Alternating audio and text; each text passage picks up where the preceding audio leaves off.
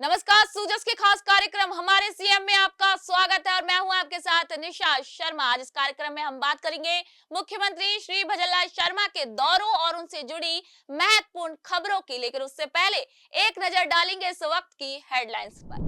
गुजरात दौरे पर पहुंचे मुख्यमंत्री श्री भजनलाल शर्मा प्रवासी राजस्थानियों द्वारा आयोजित सम्मान समारोह को किया संबोधित। मुख्यमंत्री ने प्रवासी राजस्थानियों के लिए चलाई जा रही योजनाओं की दी जानकारी। कर्मभूमि से मातृभूमि अभियान का भी किया जिक्र।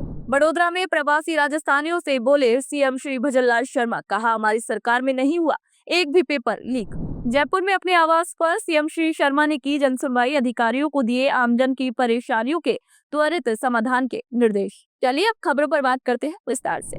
मुख्यमंत्री बनने के बाद से ही श्री भजनलाल शर्मा प्रवासी राजस्थानियों के साथ संबंधों को प्रगाढ़ करने में जुटे हुए हैं।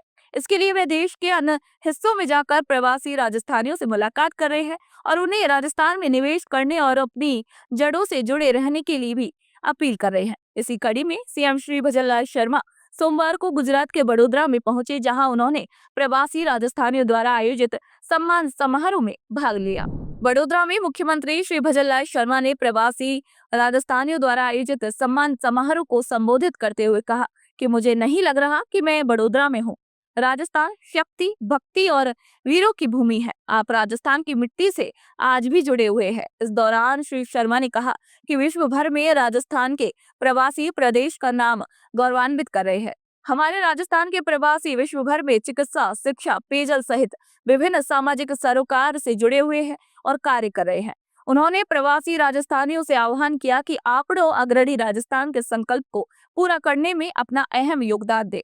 इस दौरान श्री शर्मा ने प्रवासी राजस्थानियों के लिए शुरू किए गए कर्मभूमि से मातृभूमि अभियान के बारे में भी बताया, जिसके तहत राज्य में लगभग 45,000 जल संरक्षण संरचनाओं का भी निर्माण किया जाएगा। मुझे खुशी इस बात की है कि मेरे को ऐसा नहीं लग रहा है कि मैं बड़ौदा हूं। मुझे तो इस बात की खुशी है, सही कहा कि राजस्थान वीर भूमि है, शक्ति की भूमि है, भक्ति की भूमि है और शक्ति और भक्ति का बहुत बड़ा जोड़ भी है। वो महाराणा प्रताप की भूमि है, महाराजा सूरजमल की भूमि है। त्याग की मूर्ति पन्नाधाय की भूमि है तो भक्ति की मूर्ति मीराबाई की भूमि है। पर्यावरण के लिए अपने आप को समर्पित करने वाली मां अमृता देवी की भूमि है। और सबसे बड़ी बात अगर मैं कहूं तो एक कहावत है कि जहां नहीं पहुंचे रेलगाड़ी वहां पहुंचे बैलगाड़ी, और जहां नहीं पहुंचे बैलगाड़ी वहां पहुंचे मारवाड़ी।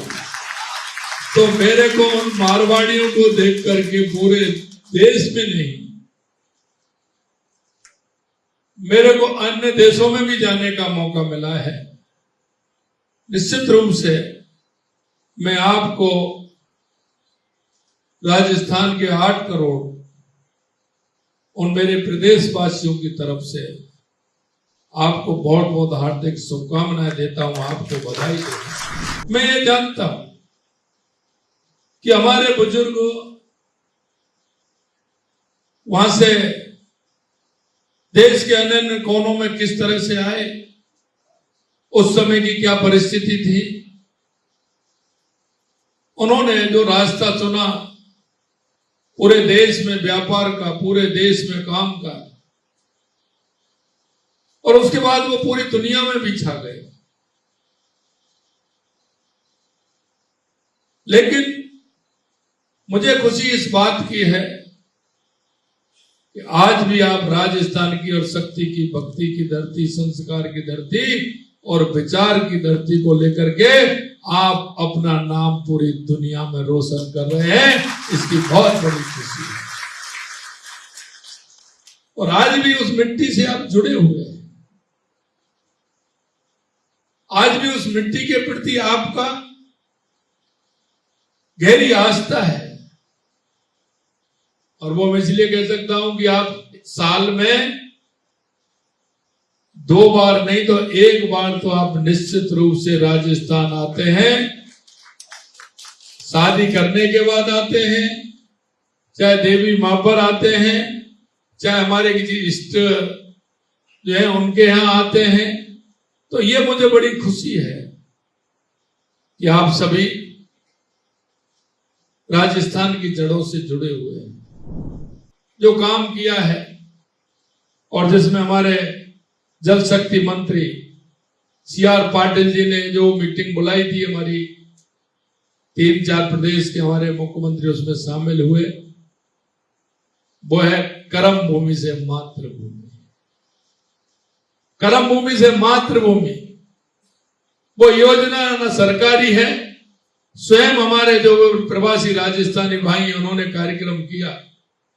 और अभी मैं 8 दिन पहले मुंबई गया, पाटिल साहब भी थे, वहां के हमारे प्रवासी भाइयों ने कार्यक्रम रखा।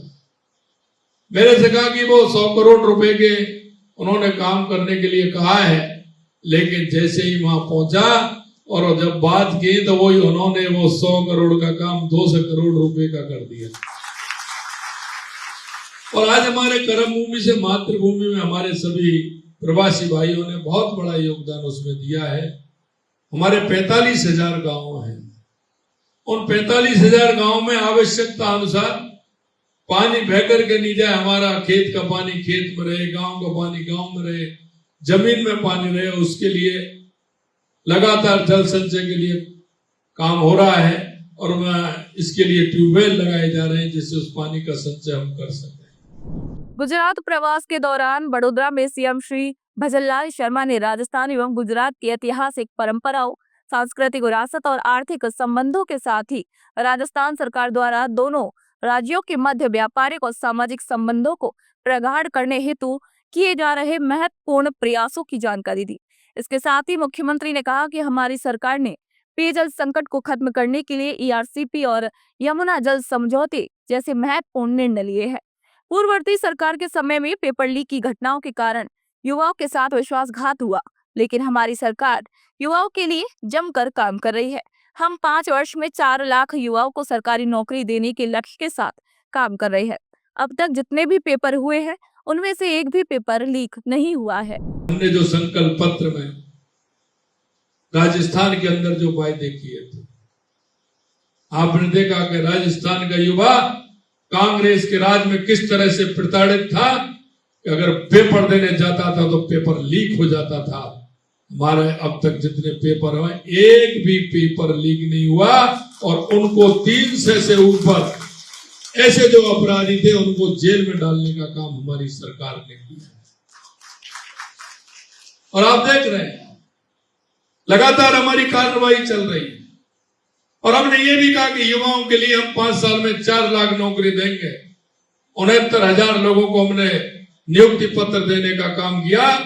1,88,000 लोगों के लिए कैलेंडर बना दिया और लगातार विज्ञप्ति निकलती जा रही है।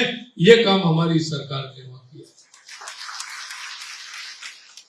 हमारे प्रधानमंत्री जी ने कहा है हमारे देश के अंदर 4 जातियां हैं, युवा, महिला, किसान, मजदूर। निश्चित रूप से हमारी सरकार उसके लिए काम कर रही है। गुजरात दौरे से पहले मुख्यमंत्री श्री शर्मा ने अपने निवास पर नियमित आयोजित होने वाली जनसुनवाई के दौरान उपस्थित जनता जनार्दन की परिवेदनाओं को गंभीरता से सुना। ज्यादातर परेशानियों का मौके पर ही समाधान किया गया और बाकी परेशानियों के प्रभावी समाधान के लिए संबंधित अधिकारियों को आवश्यक दिशा निर्देश दिए। आपको बता दें कि सीएम श्री शर्मा ने कहा कि सर्वजन हिताय सर्वजन सुखाय के भाव के अनुरूप हमारी सरकार जन कल्याण के प्रति पूर्णतः संकल्पित है। तो सूजस के खास बुलेटिन हमारे सीएम में फिलहाल के लिए इतना ही। फिर आप सभी से मुलाकात होगी नई खबर और नई जानकारी के साथ। तो तब तक के लिए नमस्कार।